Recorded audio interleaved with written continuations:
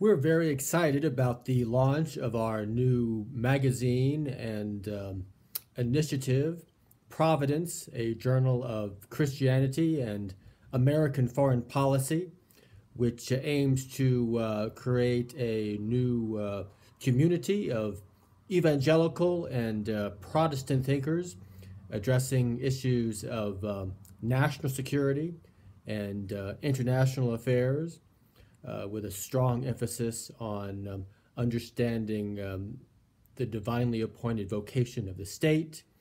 of understanding from a Christian perspective human rights and especially religious liberty, and of course to understand through the prism of Christian thought exactly or approximately when is lethal force morally acceptable and even required in the affairs of the world. This project first came to mind a few years ago when several of us observed that the strong thinking and writing on these issues tended to come from Catholic and Jewish friends, and it seemed as though there weren't very many evangelical and Protestant thinkers addressing specifically issues of global statecraft. And we were disturbed about this situation because we thought Protestants and evangelicals still comprise at least half, if not more, of the American population, and yet are not carrying their weight on these very important issues,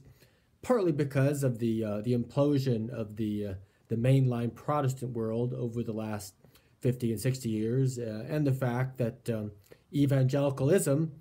for all of its great accomplishments, is not often very connected or appreciative of the traditions of Protestantism, much less of universal Christianity and all of the ethical resources available from those traditions. So Providence aims to rediscover the Protestant tradition and to unearth some of those resources as they relate to international affairs and the vocation of the state, and how we would counsel America as a great power to perform on the world stage. Our magazine recalls another publication founded 74 years ago by the great Protestant thinker Reinhold Niebuhr, who had been a pacifist and a socialist and a strong believer in the social gospel, and yet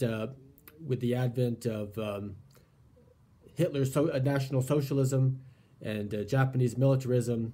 with the world engulfed in flames in the late 1930s, Niebuhr renounced his pacifism and founded a new magazine called Christianity in Crisis in early 1941, specifically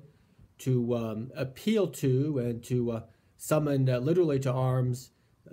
the Protestant clergy and the Protestant churches of America,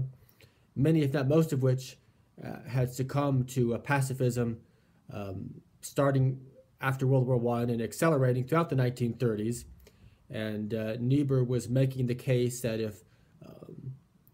a Protestant civilization were to survive, or any kind of decent civilization were to survive, there had to be the moral case made for armed resistance against Hitler's Germany and militarist Japan. And so Niebuhr founded that publication only some months before Pearl Harbor, continued it through World War II, and through the early years of the Cold War, again making the case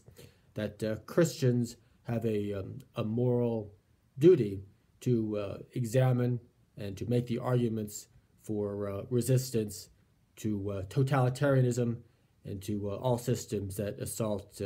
human dignity around the world.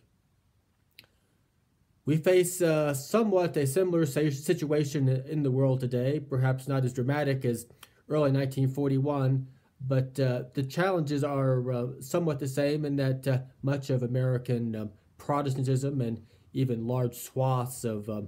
American evangelicalism are inclined towards various forms of pacifism or isolationism, utopianism and confusion or silence about what our government's duties and responsibilities are on the world stage today. So Providence aims to hopefully correct that situation and to create a new community of thought to give leadership and counsel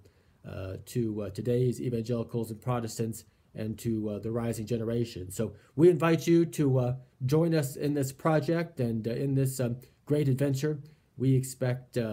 controversy and exciting days ahead, but we pray and hope that the Lord is in this project. So stay with us, and